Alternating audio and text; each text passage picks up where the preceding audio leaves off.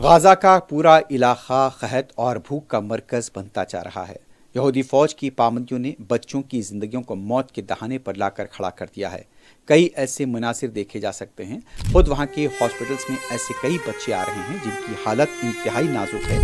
जैसे जैसे गाज़ा में भूख का बहरान संगीन होता जा रहा है, हॉस्पिटल्स में कमज़ोर बच्चे देखे जा रहे हैं। धसी हुई आंखें, खस्ता हाल चेहरों के साथ यहाँ पर मासूम फ़लस्तीनी बच्चे यहाँ पर बिस्तरों पर देखे गए हैं।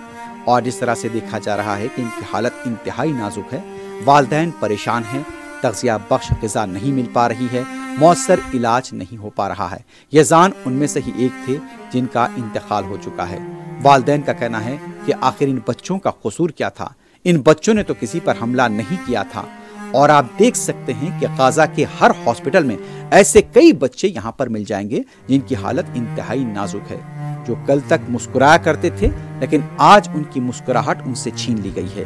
ये गाज़ा के हॉस्पिटल हैं और इस वक्त गाज़ा के हॉस्पिटल में ना तो मौसर इलाज की सहूलतें हैं और ना तो बच्चों को कुछ खिलाने के लिए तग़ज़िया बख्श ग़िज़ा है। लेकिन दुनिया इस पूरे हालात पर खामोश तमाशा देख रही है।